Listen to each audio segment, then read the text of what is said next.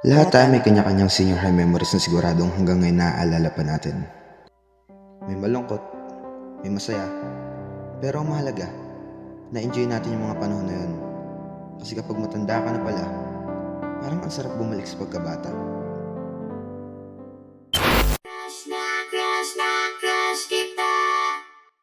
Ako ang pinakagwapo. Isa sa pinakagwapo sa campus namin noon. At ipapakita ko sa inyo kung ano nga ba yung mga moments doon na hindi masyadong kinikere ng kagwapuan ko. Magsimula tayo sa mga classroom president na laging galit kapag maingay ang buong classroom.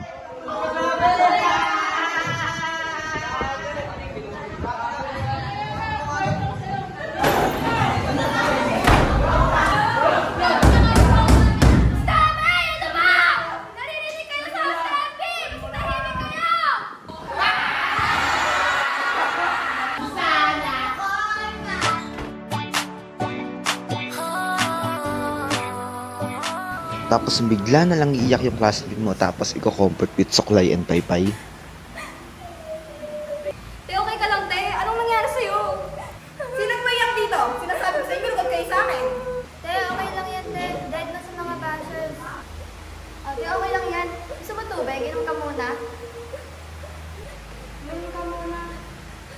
Asa may gamot ko? Nilagyan ng nanay ko. Pero ikaw, kung gusto mo mahawak, huwag na lang. Eh, sino ba nagpayak sa'yo? Oo nga, sino ba yung mga yun? Paano?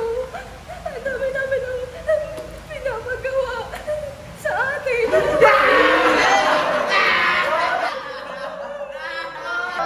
Pwede naman na, umiiyak na nga yung tao. Pakalam ko!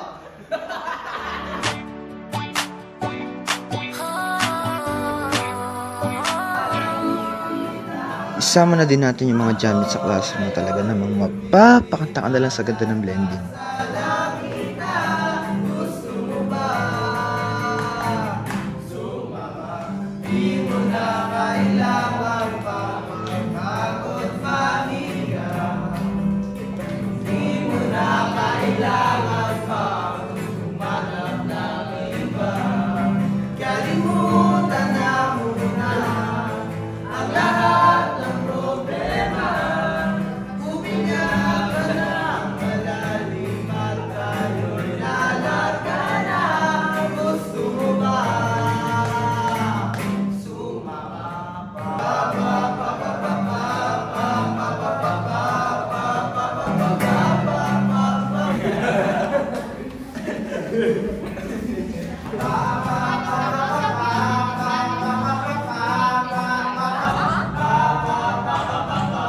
Uy, teka nga, pakaingay eh! It's one of the most abusive...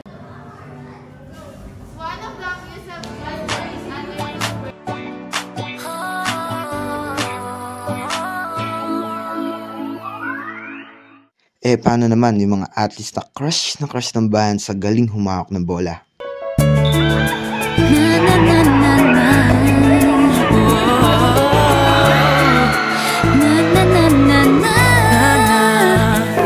Naniniwala na ako sa forever magmula nung nakilala kita. Kaya nga di ako sumurrender. Ano man ang sinasabi nila. Pagkat sa'yo natagpuan ang pinagkait sa akin. At sa'yo naramdaman ang di ko akalaing ipaglalaban ko. Na na na na na na na na na na na. Wala na kung pake, basta bahala na. Na na na na na na na na na na na. Alam ko lang kasi minamahal kita.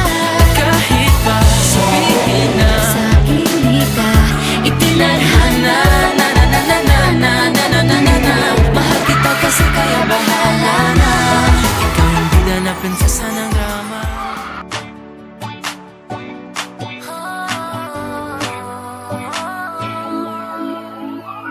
Eto pa, yung mga galang hindi naman talaga natutuloy.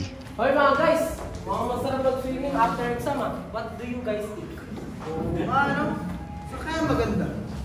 Tara nga sa Boracay, white beach, malamig. Kalayo. Parang mas maganda sa Dingalan. Pwede din, malapit-lapit ng konti. Sa Manila na, mas malapit pa. Ay, oo nga. Pwede. Ang tanong, may mga motor ba kayo? Wala. Wala. Hirap nun. Mag-Robinson na lang tayo. Yun, ang maganda. Robinson na tapos arcade. After exam? Oo nga. Wait, ano? Tayo.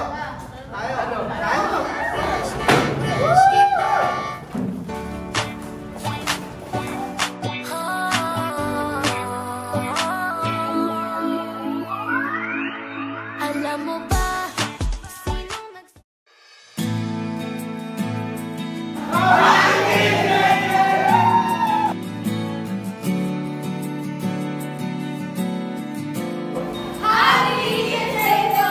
Ulit man ang huling awitin na awitin. Nais kong malaman mo, ika'y bahagi na ng buhay ko. At kung may huling sasabihin, nais kong sambitin.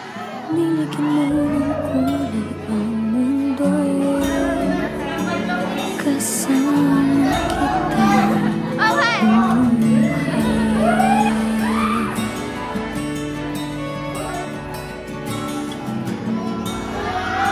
Dahil sa'yo ako'y may pag-asa.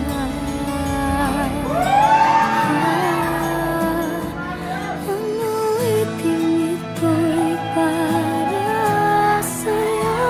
At kung maubos ang tinig, di magsisisi. Dahil iyong narinig mula sa labig ko. Salamat,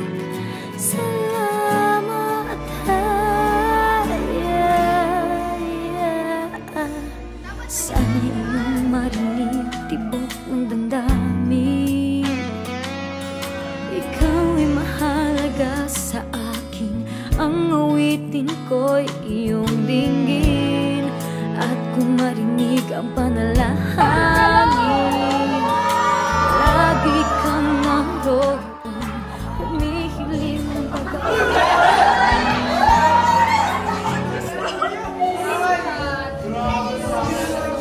Kinaan niyo yung music. Oh, sweet! Wala, thank you so much.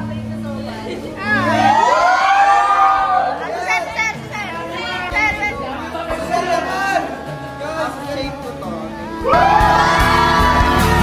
ang awiting ito'y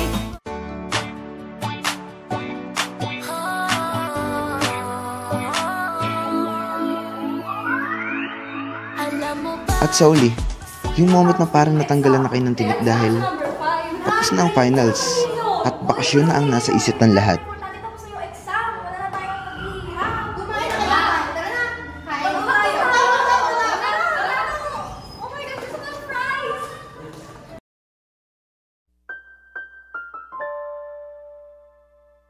Sa pagtatapos ng kwento ko sa mga naging karanasan ko sa senior high school, mas lalo ko naisip ang halaga ng bawat sandali.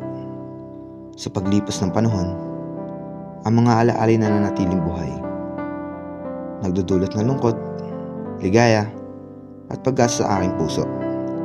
And though this chapter may fade into the past, their echoes linger, whispering tales of growth, resilience, and the timeless pursuit of self-discovery. Oh, English yun, Ma'am Gemma. Baka naman maging idol mo pa ako niyan. Sana nagbigay ng aral sa inyo yung istorya ko na ang sarap maging estudyante. Saka mo lang ma-realize yun kapag matanda ka na, kapag madami ka ng bayarin. Kaya ikaw na estudyanteng nanonood, live in this moment. Tandaan mo, bilang ang mga bawat sandali sa mundo. Kaya sulitin mo hanggang nandiyan ka pa.